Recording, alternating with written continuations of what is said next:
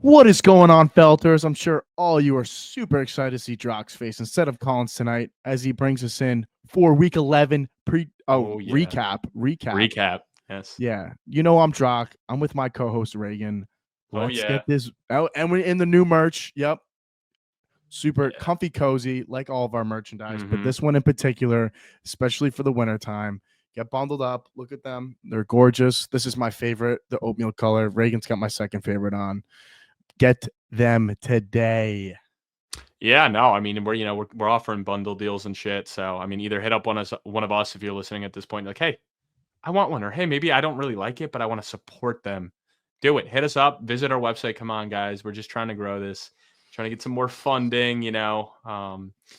I would like to invest in getting me a 6-pack. We're gonna invest in getting DROCK some hair. Hairline. Yeah. We got some different things we need to invest in. So we're some ugly fucks. We're trying to get handsome somehow. So all proceeds will go towards DROCK's hairline. Yeah. Well, and mine. I mean, I'm starting to lose it a little bit in the back now. So no, I got you beat. I took a video of my back of my head today at work, and I was like, God damn it. I'm getting to that day where it's gonna need to come off. Yeah, we're 24 years young, not 24 years old. Okay? Yeah. But yeah, man, let's get into it. Some big news going on, obviously. And starting with your Giants. Brian Dable came out and said Daniel Jones will be benched. And they are going to be going with Tommy DeVito, which, I didn't really like that one. I would have liked to see them go with Drew Lock just because, he's more talented and I'd at least like to see what he can do. But I get it. I mean, at the end of the day, it's a lost season, and who's going to sell tickets and who's going to, get people hyped up? Tommy DeVito is. So, what are your thoughts on that, though? I'm very curious. Man. I mean, I don't know. Drew Lock, bum. I want to see the Giants tank for a draft pick, but at the end of the day, it's going to be pretty tough to watch them for the rest of the season. I mean, you're right about that, how DeVito is going to sell more tickets, just because it's Tommy Cutlets as opposed to Lock. So I can't hear you either, but no. I mean, it was so expected. Was going to see it happen this week, basically. So I'm kind of happy with putting him on the bench for right now. Although he did make already like 100, like from contract date to today, he's made like $106 million from getting sacked like over 200 times, and it's been awful to watch him for the last 2 years. Yeah. So I'm happy. No, I get it, man. I get it. And I mean, trust me, I'm used to bad quarterback play. Obviously being a Jet fan, it's not ideal. It's not ideal. So no, it sucks to watch and just to see how this is all unfolding. And now we thought that we were like coming out of this rebuild or whatever, but I feel like we're just getting right back into it. Yeah. Now, in other news, Beyoncé has been announced that she will be doing the Ravens and Texans Christmas halftime show. So what do you think of that as a big Beyoncé fan?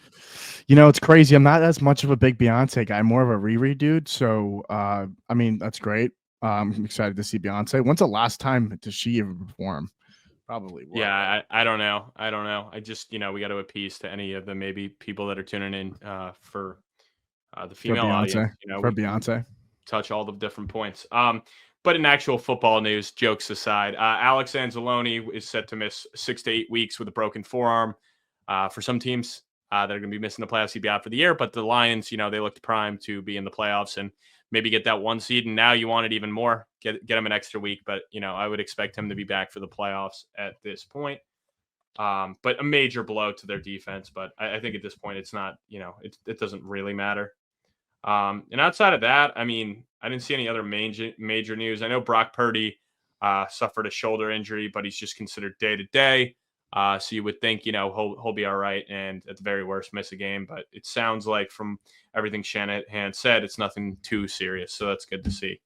But let's get into the questions. We got some from Osty. I guess I'll text them to you so you can read, or whatever. It doesn't matter. Yeah, I would just read them.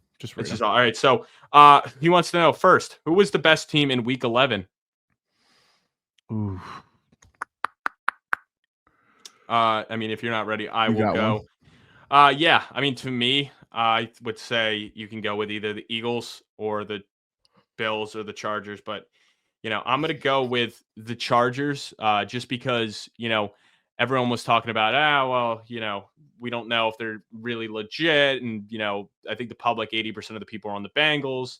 But they kind of controlled the game for the most part. I mean, the offense looked really good. And I know the Bengals defense is trash, but Herbert looked great. Defense was able to really limit the Bengals most of the game and control it. And, Dobbins obviously had 2 big scores. But overall, I was very impressed with them, and I think they're legit playoff team. I mean, they're 7-3 now. Obviously, the division's going to be tough for them to win, but they look like they're going to be primed to be one of those wild card teams. They're actually in the first wild card spot right now, with the Ravens being 7-4 and them being 7-3. So, keep winning, and they should be in the playoffs, and they're not going to be an easy out for any team. Yeah, I know it was against the Jags, but the Lions putting up 52 was pretty nuts. I mean, a 52 burger is crazy enough. If you are a gambler and you took anybody on the Lions, it probably smacked. But the Lions and the Jags do suck. So I mean, honestly, best performance. I'm also going to go with the Eagles with you as well. But throwing out the Lions. Now, what player had the biggest performance in Week 11? Because I'll start right off. Jared Goff, man. I mean, and I know it's the Jaguars, so their defense is trash, and their players are getting injured left and right. Doug Peterson probably will be fired. I thought we'd be talking about that tonight on the podcast. Obviously, he didn't. But Goff, 24 for 29, 412 and 4. I mean, that's just insane. And on top of that, obviously, he had 5 interceptions a week prior. So a nice bounce back game for him. And I know, obviously this Jaguars defense is a lot different than Houston, but I was very impressed from what I saw from him. Yeah, I'm going to go Taysom Hill. And for two particular reasons. And I didn't tell you this yet. Did I show you my bet slip? Oh, I didn't see the bet slip. I'm just smiling because I know you're going to beat Colin because of it. What is it? You bet on him? Oh, 2 times. I thought that's a 3. Yeah. You want $1,000? Two tutties for 1,600, bro. Oh, 1,600 you won. So you threw 100 on that? I threw 100 on it. Yeah. Why? Yeah. Like, what came? Last pod I was on, I got a lot of bash for throwing the name out of Action Network, but I'm gonna give it to my boys again. They gave me that pick. A couple of handicap bettors were on Taysom 2+, and I said screw it. And I think he had his second one like in the 3rd or something like that. And I was like on the couch with Colin. I was like, should I cash out for like $400? And he's like, nah, let that shit ride. So what did I do? I let it ride, and he ended up having 3, baby. 1,600. Yeah. Yeah. So what I get more into it during the game, but I think he had like 250 plus like all-purpose yards. That's with throwing, receiving, and running and returning. Like he had a great game. So, and I probably will be Colin unless CD puts up like 20 tonight. So yeah, which is huge because for him it's like his life, fantasy football. No, it will be funny though because he's been talking so much shit, and you're coming in at 2-8 or whatever, and he's always clowning on you for your he wants team. DK Metcalf so badly. Don't give it over, Dave. Don't give it over. Next up, so what was the best game from Week 11? To me, it was probably that Chiefs Bills. I mean, obviously the Bills get it done, but that was back and forth all game. You really didn't know till the end. And then, to cap it off, I mean, Josh Allen, huge run on 4th and 2, 26-yard scamper for the touchdown. So to me, I was very impressed with that game. I was watching it the whole time. And I mean, you could make a case for some other ones, but that was the one I enjoyed to watch most. Yeah, I'm going to go Sunday Night Football, Chargers Bengals. If McPherson, is that how you say his name? McPherson, sorry. Yeah. McPherson. If he made those 2 field goals, it'd be a completely different game. I think Joe Burrow is just as pissed off as his defense as well, just because of, I mean, he had like closer to 400 yards and his defense didn't just show out. So, I mean, other than that, it was back and forth for most of the 3rd when Joey B had that 50-yard pass to T. Higgins to tie it up. But it was a good game to watch on Sunday night. Always love good primetime games. I'm going to go with Bengals Chargers that game. Yeah, no, for sure. Now, which team had the worst performance? I think it's pretty obvious the Jaguars. I mean, they got fucking cooked. Yeah. I mean, you could say the Jets for a half. I was going to say, the Jets too. but at the end of the day, they still put up 27. The Falcons. Falcons. I was going to say, you're a team that's supposed to be in the playoffs, and you've let up 38 points to the Broncos. Bonix, let me look in not only like the offensive rookie of the year, but the MVP. I mean, let him go for 307 and 4. So, and then Kirk Cousins just didn't look comfortable at all, and nothing got going. So, bad. Honestly, the Falcons is probably worse than the Jaguars because at the end of the day, Jaguars are playing with backups and they're not going to be in the playoffs versus the Lions. Yeah, I think the Falcons for sure. Yeah, for sure. Jags were gonna die. I mean, gonna lose that badly, but those Falcons should have easily had that victory and being a favorite going into Denver. Yeah, brutal. Now he wants to know who was the biggest surprise in fantasy. I mean, obviously Goff and Knicks. We already highlighted them, but you go. You could roll Taysom Hill again too. 40+ fantasy points. I mean, the dude is either like 40, like 30+ points, or he has like 7, or like even less than 7 most. Yeah, and I mean, honestly, like if you have him, I would just keep playing him. I mean, they don't have a lot of options right now. So if you have Taysom Hill or he's on your waivers, I mean, I'd pick him up and play him. Most platforms you can play him at the tight end. I mean, if it's only if he's in your league and you can only play him at quarterback, probably not. But at the tight end, I mean, especially right now, they got Kamara. Olave's still going to miss some time. Shaheed's out for the year. So, they're really lacking on weapons. I mean, MBS ain't moving the needle, even though he has been good the past 2 weeks. That doesn't cut into Taysom's thing. So he's honestly the second option in this offense right now. So I would start him with full confidence. And if he's in your league, I mean, that's not a 50% fab done, but I'd say that's 25% of the budget at the very minimum. And that definitely warrants burning a top waiver claim this week. I'm also going to give Saquon Barkley one of those players that I thought that stood out this week. I mean, it's almost like consistency for him to get around that 100 yards. I think he had like 126 for two touchdowns. But I also smacked a parlay on that game as well. I didn't even tell you about this. It was like 100 to win. It was like 100 to win 700 when I was in New Paltz for my leadership retreat. But it was basically Saquon to score, which he ended up happening like with 2 minutes left, and then it was Brian Robinson to score and both of their yards. Bang. DROCK is hot right now. I guess so. And, one of these days he'll get back to his DROCK locks. I knew that was coming. I'm sure everyone loves hearing this. Oh, that's awesome. He's hot. It's really nice when he's fucking ice cold sending us picks out. And then as soon as he gets hot, it's nowhere to be found. So nothing better than losing people money and then not rewarding them with the money when you're hot. DROCK is on vacation, but he'll be back next week or this week. He works when Colin tells him to work. So Colin's off, DROCK's off. So hopefully we get them both back soon. It just, DROCK's videos haven't been that great this year, and I feel like I need to do a better job of carrying this, bringing back that energy. And the videos I've just been making were either at MetLife or in my living room. So now you had some funny. The Rocky one last year, that was super creative. Was the best one. I missed that DROCK. Yeah, my solution would be, either film them Saturday while you're, a little intoxicated, or maybe don't wait till Sunday morning when you wake up, fucking all hungover. Yeah, I'm gonna agree with you on that one. But yeah, so his next question is, who should you trade for in fantasy right now? And there's a name that sticks out to me right away, and it's Courtland Sutton. Over the past 4 weeks, he's had 8 for 100, then 7 for 122. 6 for 70 and 1, and this past week 7 for 78. So he is heating up. He's Bo Nix's favorite target. And prior to that 4-game hot streak, he was 0 for 0 with 0 targets. So he has been on fire. He's a name I would try to get. I still think you can get him for cheap, because he's putting up numbers like a wide receiver 1 or a low end wide receiver 2. And you can't really beat that. So I would trade maybe a bigger named guy that has been struggling a little bit, maybe even a Devontae Adams. Who else is kind of in that category? Not like I wouldn't go Cooper Kupp or like a McLaurin, some of those guys, but there's some other names I think you can that like are in that territory that you could trade away and go get him. So I really like what he's done. Is there anyone you're kind of looking at?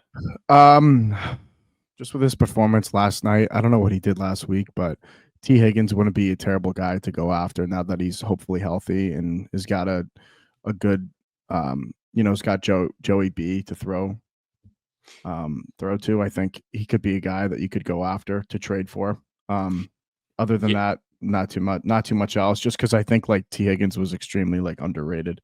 Going into the season, just because he's got that injury, he's fairly injury prone and stuff like that. So I don't know. Yeah, and you could play that into your favor. Because Obviously, he's missed some time. That was his first game back. And, with that being said, you could play that in their favor and be like, look, I'm willing to give you an asset that stayed healthy. Like, the T. Higgins that we've seen over the past couple of years, and he's proven he can't stay healthy. So you might be able to bargain that into it and use that as a trade piece.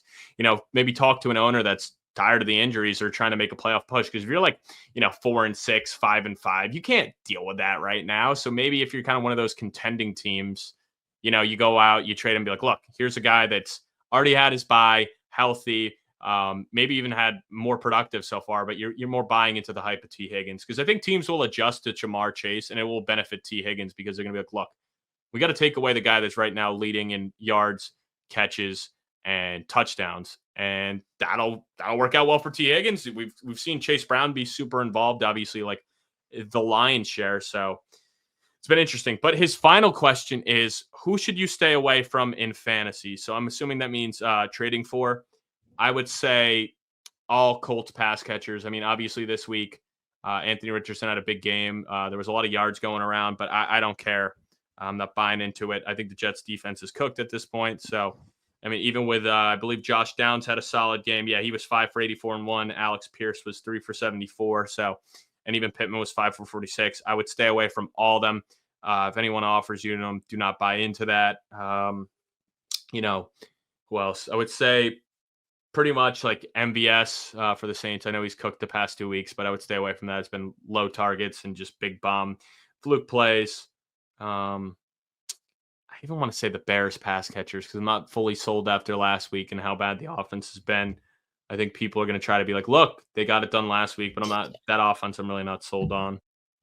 But anyone you're particularly trying to stay away from? Not off the top of my head, to be honest with you.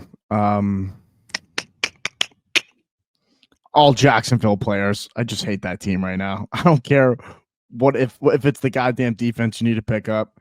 Drop every single player on Jacksonville. Yeah, I mean, at this point, players are looking borderline droppable on that team, and as long as Mac Jones is a starter, which there is a world where he is the starter the rest of the season, and I mean, obviously, Gabe Davis, I forgot to say it before, he was put on the season-ending IR, so he's out. Kirk's obviously out, so it's now Ingram, Brian Thomas, Bigsby, who missed last week, and ETN. So the weapons are dwindling, and at the end of the day, some people will be like, oh, well, it's nice. There's less competition. Well, it doesn't matter. Max Jones is a quarterback, and he can't even break 150 yards when it's garbage time from the first quarter on. So he's so bad. I just dropped him. So I see that. So that's, hopefully picked up Tommy Cutlets.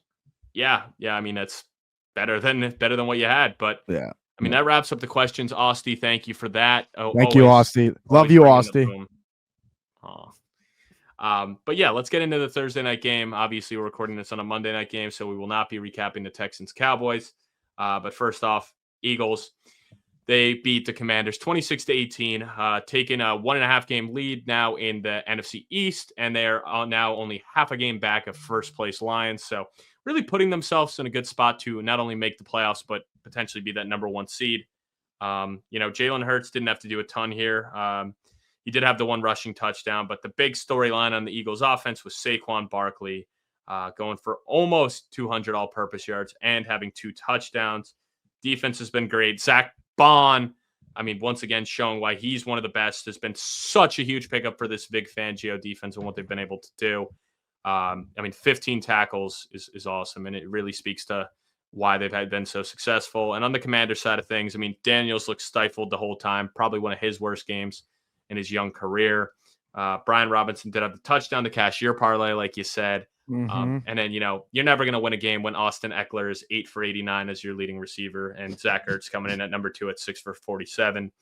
And where is Terry? Where was Terry? 1 of 10. I mean, not good. But what are your thoughts on this game?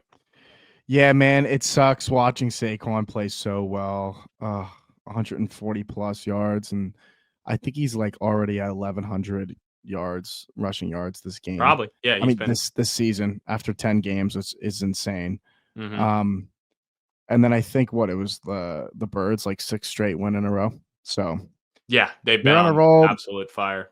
I hate watching it. I do love betting on Saquon, but other than that, unfortunate loss for the Commanders, but I think they play their next 4 out of 5 at home. So I don't know if that's going to make a big difference for them. So we'll see what happens. Yeah, for sure, for sure. And I didn't get into the records. So I went 9-4 on the spread. I went 9-4 on the money line. Big dog, I guess a little preoccupied, went 3-10 on the spread. Oh my God. And he was just saying the other day too, he's like, dude, I do so well on the spreads and money lines and over-unders. He's like, I should just tail them all. Imagine if he did that this week. Oof. I hope he didn't. And then 5-8 on the money line. Caleb, who joined us last week, 7-6 on spread, 7-6 on money line. Me and Colin are now tied on the money line, both 99 and 66. So pretty good against the money line. He is now 89, 74 and 2 against the spread, and I am 82, 81 and 2. I'm rooting for the Cowboys plus 7.5 tonight. I have them in a spread pool, and if they do cover, I will win the weekly payout. It's only $20, but hey, I'll take it. That's a double steak burrito from Chipotle. Yeah, this is true. But yeah, let's get back into the game. So, we got to talk about my Jets. I'll just rip the Band-Aid off, get it over with. I sound depressed. I am depressed.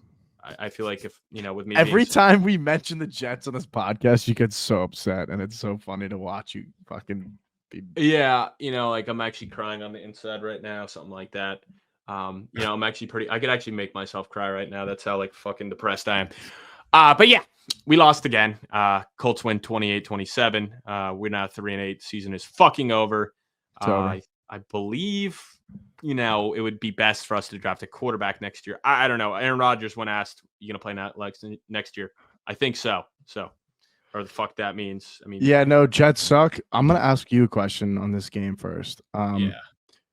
What improvements can you see being made now?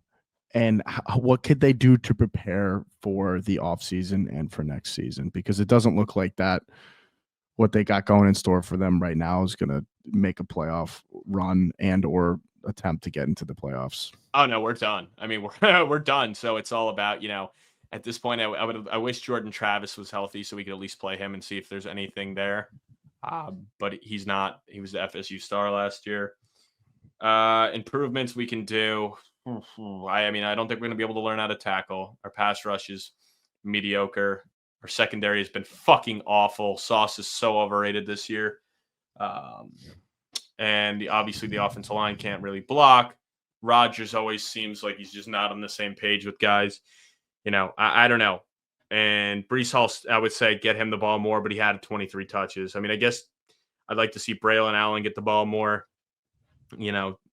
He's obviously the 20-year-old running back from Wisconsin. I've been impressed with him. So I don't know, find ways to get him more involved. But yeah, this season's over. And on the Colts side of things, Anthony Richardson looked great. He had 1 through the air, 2 on the ground, so 3 touchdowns. Only surprising thing to me was Jonathan Taylor did nothing. And our run defense actually showed up when we still lost. 35 for 91. The Colts are one of the better running teams. And the fact that we were able to stop it and still get beats really fucking hurts. But I don't know.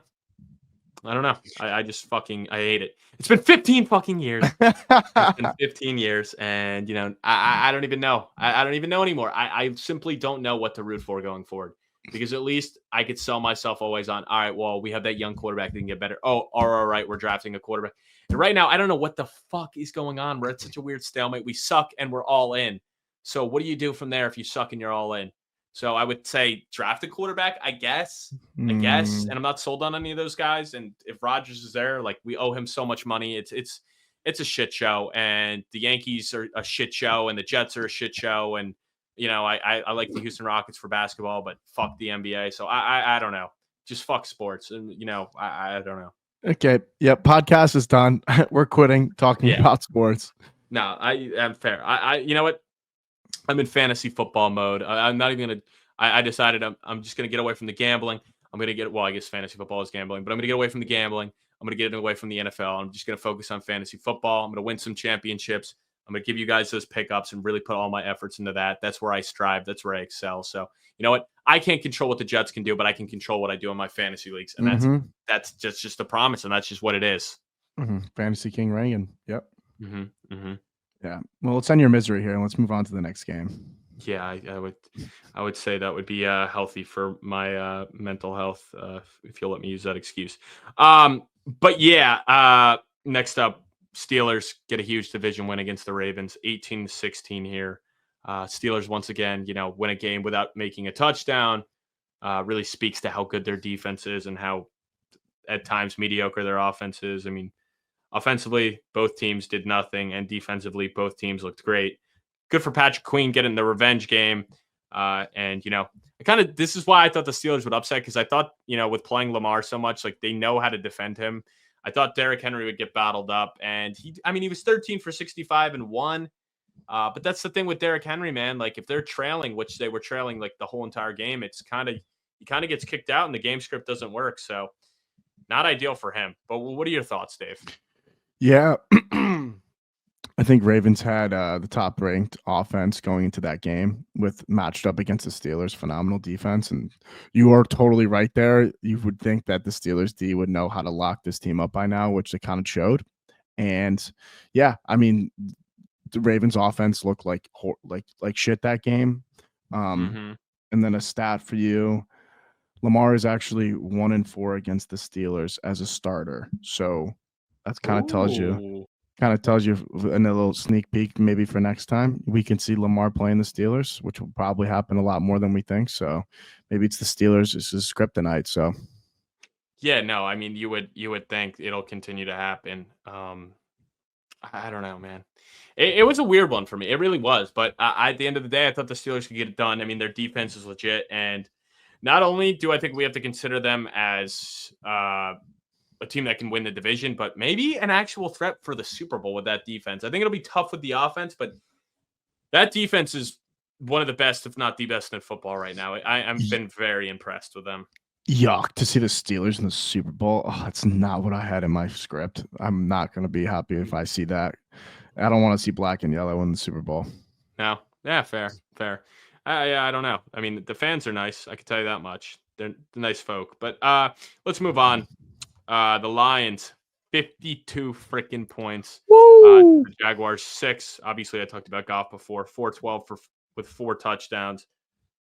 Montgomery had 2 on the ground. Gibbs 1 on the ground. St. Brown, 11 for 161 and 2. So a monster performance from him, really torching that Jaguars secondary. And on the Jaguars side of things, nothing.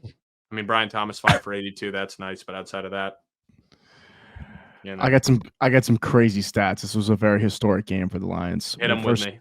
First off, that was their 8th straight win, which is pretty impressive in the NFL. Second, Lions winning margin of 46 points was the largest in franchise history. 46 goddamn points, dude. That is crazy. Lions also set a franchise record in total yards of 645, and that was the 3rd most in the NFL in 20 years. And I didn't take a goddamn freaking Lion for anything in that stupid slate. Ugh. All right. And last stat for you. And a 475-yard margin was the largest in league history. Oh, sorry.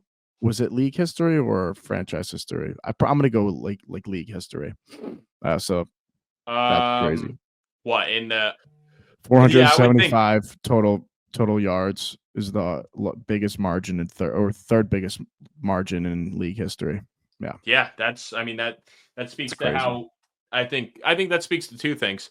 How good the Lions are and how bad Jacksonville has become this year. And I know they have injuries. Like, I still don't think they're the worst team in the league when healthy, but I mean, that's what it is what it is at this point.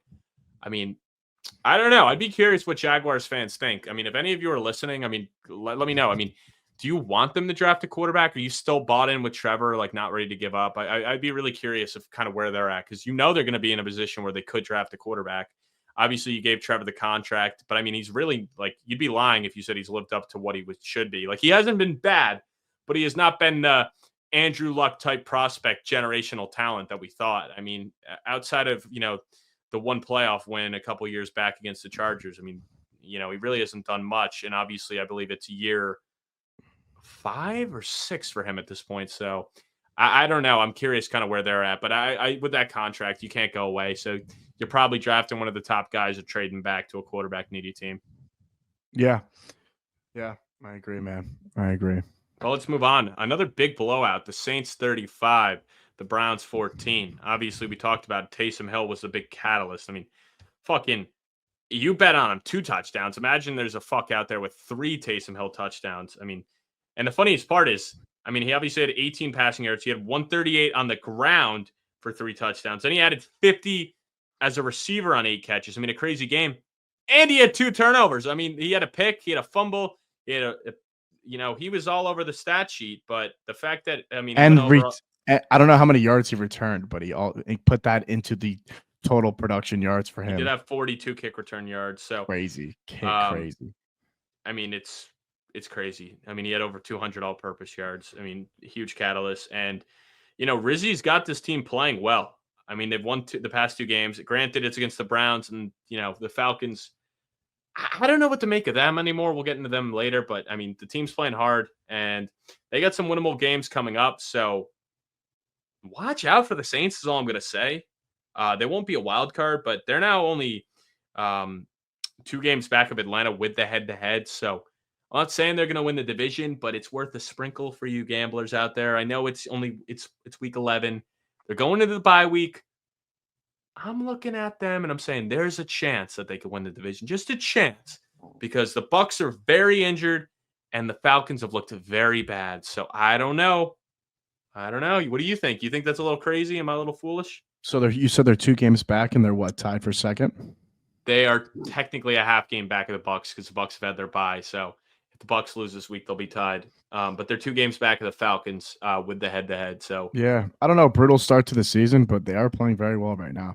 What does their strength of schedule look like for the rest of the year? Well, this is their remaining schedule. I mean, and there's not one game on here that I'm going to say there's a loss for sure. I mean, they got the Rams at home. They got the Giants on the road. They got the Commanders at home. They got the Packers on the road. That's probably the toughest one. Then they got the Raiders at home, and then they have the Bucs on the road. So, I mean, none of those games I'm going to sit here and say are definite losses. I mean, the Packers and Commanders are a little scary, but outside of that, I mean, I think they could win all those games. They won't, obviously, but I'm just saying, keep an eye on them. And then on the Brown side of things, I mean, it's a lost season, and Jameis Winston fucking went 395-2. So the fact that he had that many yards but only 2 touchdowns with 0 picks, kind of weird. But obviously, when your kicker goes 0 of 2, that doesn't help either. And obviously Jerry Jeudy had the massive game, 6 for 142 and 1, and Elijah Moore had 6 for 66 and 1, and Njoku 9 for 81. So, and to go back to Austy's questions for people we're targeting, I mean, honestly, Browns pass catchers, because they're going to be down in games, and Jameis likes to sling that ball. He is not afraid to throw it into contested things. He wants to give his guys a chance. So whether it's Elijah Moore, Cedric Tillman, Jerry Jeudy, David Njoku, I'd be trying to get at least one of those. And, obviously with the team losing this bad, still very relevant for fantasy. Taysom Hill, cash me, baby. Come on now. That should have been DROCK's lock. God damn it. Yeah. I mean, dude, honestly, I think you should, like, going with your locks. Like, I think you should go more fucking crazy with it. I don't think you should be putting out minus 110s. I mean, I think you should try to find some, plus 1,000 bets and throw them out every week. At the end of the day, if it hits, you're up big. And right. if it, like, at the end of the day, like, people don't want to throw a ton of money on it. So, if they're, say, a $10 better and you tell them to take Saquon Barkley over 68 yards, are they going to throw $10? Yeah, I agree with you. Maybe I'll throw in some like low-key lottos from now on around that plus 1,000, but it's not going to be multiple legs. It's just going to be one pick. Yeah, that's what I'm saying. Just throw in like a dark horse pick, because if it hits, then you're up 10 units, and then you have leg room for when they don't hit. Because you're like, look, if you took last week, you're still up 9 units. But if you took, I don't know. And I think more people would take them. I got you. No, I agree with that. Hopefully we can clip this, but I have a little sneaky one for tonight. Hopefully you listeners have taken this somehow in some way, but Ferguson 2+ touchdowns tonight. Put it into that bet slip and slam it. You could have, if I'd known you were going to do this and we talked earlier, you could have made a little video and posted it, but it's a little too late now. But yeah, it was right before the pod. So you know what? Give us something on Thursday night. How about that? Wednesday, figure it out, film it, and post it. I will. But let's move on. Vikings 23, Titans 13. I had a nice little 4-leg parlay going. It would have been the win 1,200, or I'm sorry, 5-leg parlay. Only leg that didn't hit was the Titans +6. Oh, close. Cigar. Thank you, Will Levis. Oh, Will Levis. Fuck you. But on the Vikings side of things, I mean, Darnold 246-2, so he looked much better from last week. The running game never really got going. One thing to note, Cam Akers had 10 carries to Aaron Jones's 15, so might be seeing more of a timeshare there, which, is not good. Jefferson, obviously 6 for 81. Addison had the big score. I didn't like to see Hawkinson only 3 targets after having 9 last week. But that's the tight end landscape. I mean, you got guys like Taysom Hill who will go off and then disappear. So I think that's just the position. And on the Titans side of things, I mean, yeah, Levis was 295-1, had the big one, the Westbrook Akine for 98 yards. I thought Judy for 89 was going to be the longest touchdown we may see this season, but we saw a 98-yarder. It was a lot of big touchdowns, but what do you think from this game from what you saw? Yeah, other than that, I think it was am I wrong, or did Sam Darnold have a fumble on like he did. He did, yeah. Yes. Yeah. Other than that, I think he looked solid, nothing crazy. He played a great game. And then another little stat for you that I found, that was Will Levis is, you said that. Will Levis has had the longest TD pass in the NFL this season, so that's pretty sick. Yeah. 98 yards, yeah. Jameis had it for a little bit. And, obviously that went away very quickly.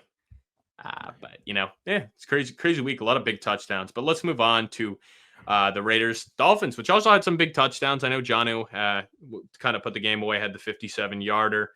But, the Dolphins, I was saying it a couple weeks ago, don't count them out. I mean, they could definitely still make a playoff push. They're 4-6. And, they're only at being 4-6, with the Broncos being 6-5, they are currently a game and a half back. I'm sorry, no, they are 2.5 back of the Broncos, but they're still, they're still hanging around. Obviously, winners of their past 2, and they get New England this week, and then it'll set up a big Thursday night football game on Thanksgiving and against the Packers. But a win this week will really put them in a prime position to make it. But Tua looking back, like Tua, 3 touchdowns, 288. A-Chain obviously had a big game. I predicted that, which I don't know if that's necessarily a good call, or a hot take, but he had a good game. And Tyreek finally, getting back to Tyreek, 7 for 61-1. Still hasn't got over that 100-yard mark again. So hopefully that comes soon. And on the Raiders side of things, I mean, Minshew actually had a decent game, but he ain't your future.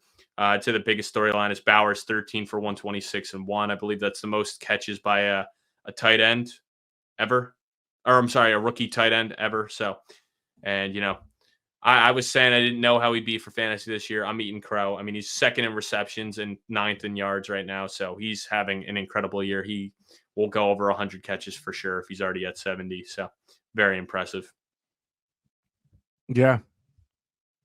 Could agree more. I got nothing really much on this game, to be honest with you, my man. No? Well, what do you think about Bowers? I mean, what did you kind of think of him coming into the year? Were you kind of with me and Colin, or did you think I was riding you guys? I was, riding you. Yeah. I was riding you guys. Hell yeah! I mean, Pause. Yeah, I mean, I appreciate that you were riding with us on that. And I'm sorry if you got burnt by it too, obviously. But let's move on.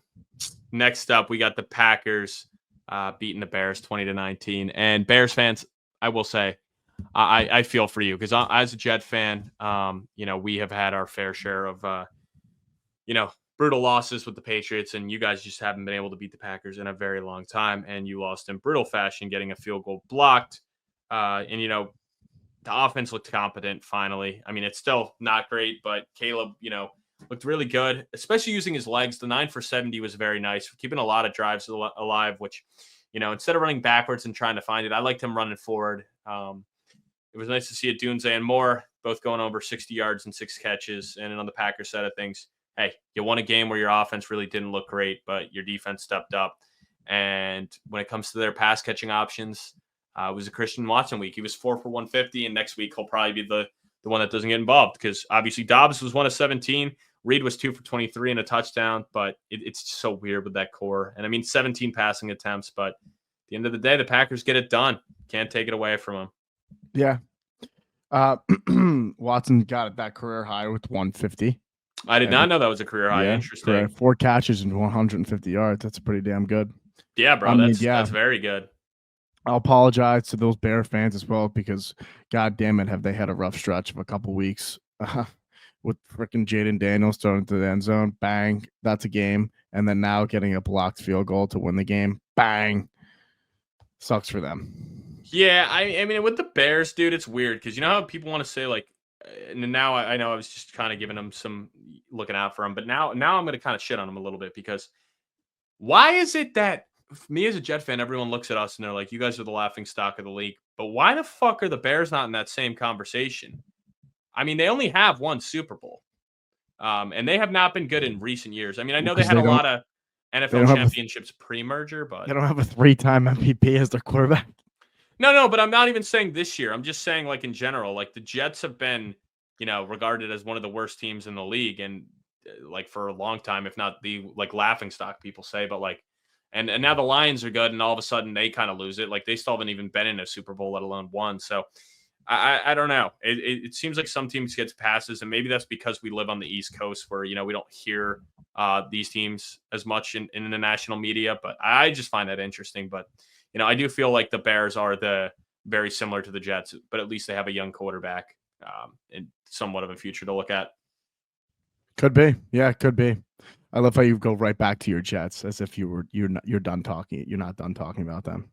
No, I just think it's interesting because people do shit on the Jets a lot, and it's like, why do the Bears get a pass? There's like some teams that, like Jaguars, Browns, Lions. It's like everyone's like, oh, the Lions have been good the past 2 years. Like they forget about how bad they've been for so long, and it's like they're just already ready to crown them champions because they're 8-1. Like they haven't made the Super Bowl. They haven't won the Super Bowl. Once they win it, I'll give them their respect. But bang, there we go, baby. Wheel cash, come on. Are you serious? First touchdown. Let's go. On live on the Wow, pod. bro. Come on. Holy shit. 45-yard rushing touchdown. Come wow. on. Here comes Colin. I can hear him. Boom! Yeah, there we go. There we go. There we go. Oh, that's good. I'm glad he's studying. Hey, I'm glad you're studying, bro. What the fuck? 5 big booms. Boom, boom, boom, boom, boom. I think that was 4. That is that is a boom. That's that's what it's about when it comes to the wheel spin. So, for those of you that tailed us, I mean, hey, it's only 3.5 units, but you know what? Who cares? The wheel cashed. Nice timing with these Crewnecks. So, for those of you that entered, you're getting a free Crewneck. So winners will be announced very shortly. And congratulations. So we needed that bad. We needed that bad. Yeah, that does stink. That was probably one of our lowest odds as a first touchdown score too. But hey, you know what? We will take it. We will take it. Yeah, no, we'll take it. I mean, it's funny. Actually, some guy commented on the Instagram. He goes, less talking, more spinning. I got bets to place because I was doing the giveaway in the first half. Some rando that must have caught it with the algorithm, but he did just comment bang. So that's great. That's love great. to see it. Did you throw on that or no? Did you not get time to put it in? No, I did, but I mean, it's I got it at plus 260, so it's not. Where'd you get 260 from? DraftKings. Dude, my offshore book had better odds than that. Ew. Probably should have checked, but it's whatever. All right. It's but I know we saw it at plus 350 at best. So regardless, it's good. It's good. Yeah, it's good. We'll take it. So where were we? I believe we just finished with the Bears Packers. Yep. So let's move on to the 4:00 window. The 49ers, Seahawks, Seattle gets it done 20-17. Very shocking to me. I thought the 49ers would steamroll here. But you know what? I got to give Seattle's defense some credit. They really stepped up here. Obviously, Geno really stepped up on that last drive. JSN, huge game, 10 for 110. DK, 7 for 70. So JSN is, fully taken over that number 2 role, and you can make a case he's number 1 at this point. I mean, he has more receptions and yards than DK. Granted, DK has missed some time, but it's definitely becoming a 1A, 1B over there in Seattle. On the 49ers side of things, you didn't have Kittle, but I don't care. You didn't have IU. You still got McCaffrey, and you still got, obviously, Debo. So you got to get it done here. You're at home. This is a must-win for the playoff picture, and now you fall to 4th in the division. I know there's still only, a game back of the Cardinals, but it's going to get tough. And it's been a weird year. A lot of these teams where you expected them to steamroll have been struggling. So they're kind of similar to the Bengals right now, where it's been a team we're used to seeing in the playoffs, and they have not looked good. But what do you think? Yeah, no, Purdy did not look great at all. I don't know if he's just slowing down because we're getting to the second half of the season, but he just didn't look that great. Another notable player, JSN, for 110 yards plus, pretty good right there. And now there's a three-way tie in the NFC West, so you got to take a look at that. Is that a division that looks like another team could come slide in? DROCK's got to take a look at the gambling odds on that one because that could be potentially somewhere where there's another team that you never expected to go in, just like that Steelers. So I would think they're probably still giving the respect to the Niners. I mean, Cardinals may be slight favorites, but I would imagine, like, even with the Niners being at the bottom, I would imagine they're still getting their fair share of respect.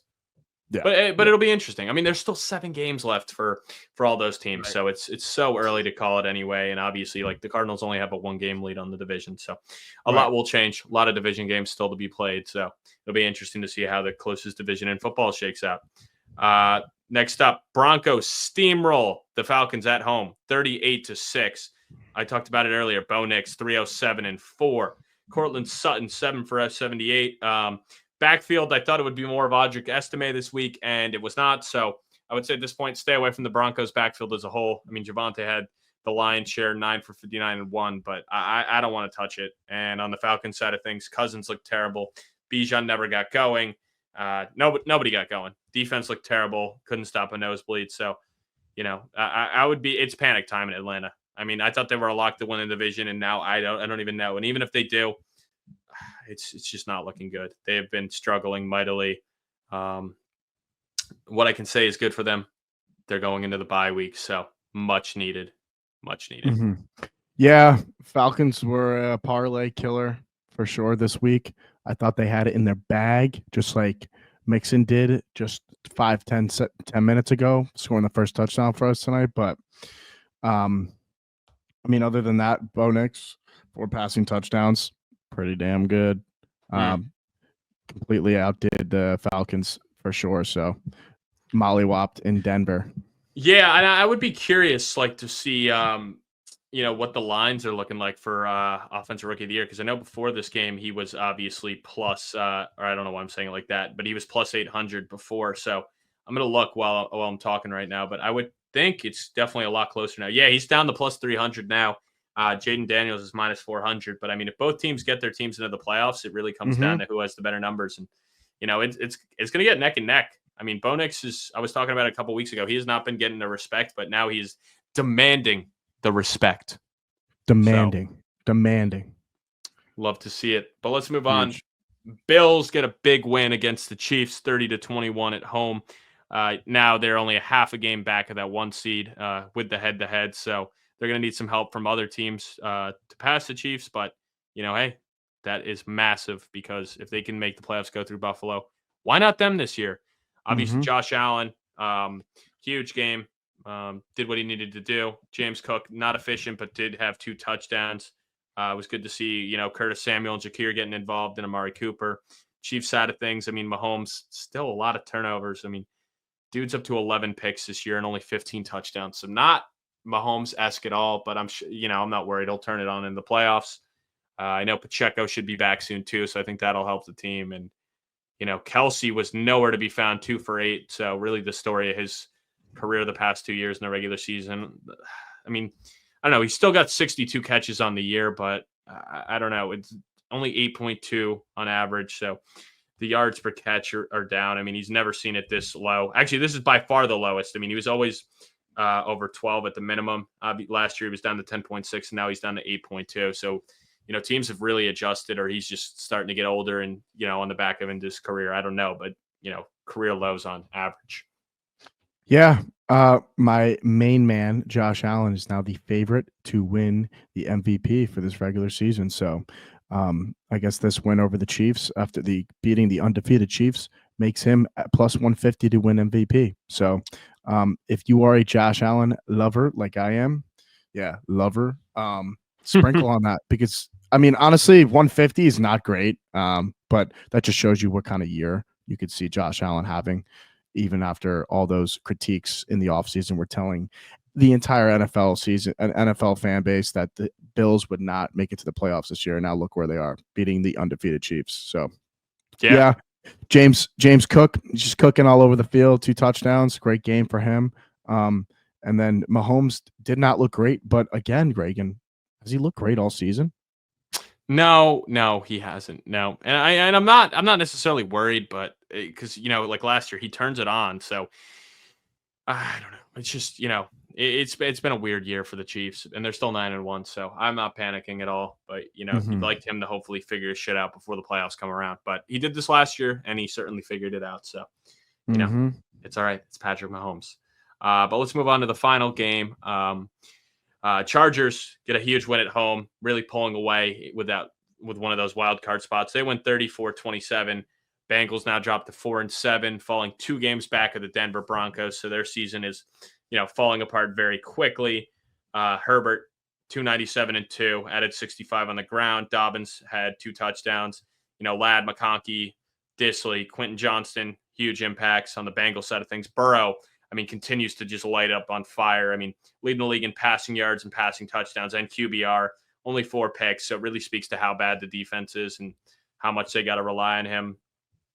Chase Brown, once again, all the touches from the running back field. So completely just like one of the highest volume guys right now. So if you're able to acquire him, go get him. I don't think anyone would be foolish to trade him right now with that volume. But if you can get him, get him. Obviously, T. Higgins, 9 for 148 and 1. Chase, 7 for 75 and 2. So, all 3 guys are actually between Burrow, Chase, Higgins, and Brown. They're going to have some big games going forward because that defense is trash. That defense is trash. Man, can we give it up for Joey B? He just looks now depleted after having a goddamn year of what he's gone through, and his defense looks like shit. He's got the wide receivers, but he's been having great games. He's 400 yards and nearly 400 fucking passing yards. That's crazy, man. And to just fall back on the Chargers by 7, that's crazy. So yeah, no. He's I don't know, it's weird because he's obviously just been insane this year. It just sucks because he could end up getting close to high 40s and touchdowns and 5,000 passing yards, and it won't matter. He won't win the MVP because if they're not a playoff team, you're not giving it to him. But Bengals aren't out yet, but it's not looking good. You got to get some wins. Can't really afford many more losses because I think at this point 10-7 is probably that number, maybe 9-8 to get in the playoffs, but you just got to keep winning, man. You just can't keep taking these losses. Otherwise, they're going to be joining some of these other teams that are getting eliminated quick. But yeah, that wraps it up. Obviously, the wheel just cashed. Texans lead 7-0 right now, so we're happy about that. The wheel cashes on the day that the Crewnecks come in. Come on, Reagan. What a great day to be an NFL fan, maybe not a Jets or a Giants fan, but just an NFL fan and a follower of Around the Felt Sports. Come on now. Yeah, we're gonna have to make a clip out of that one tomorrow, so that'll be a fun one. Could you imagine doing a podcast in your bathroom the entire time? Because that couldn't be me on the pod. Yeah, I did. I'm currently doing some construction in my room right now, so not a lot of good spots in the house, and I figured I do my best work on the toilet, so might as well do it here. There we go. Got the cool dog photo in the background, so That's awesome. That's awesome, Reagan. Well, if you're listening in and you haven't already bought a goddamn crew neck, go do it because it is the best material quality that you can find on the planet. No, it's not found on the TikTok shop. It is found on AroundTheFeltSports.com. Although the TikTok shop is fantastic, and maybe we need to throw it up there. So yeah, that would be good to look into, honestly. So maybe we will. Alrighty, Reagan. I will see you on the predictions pod in 2 days. Yes, sir. Peace, brother.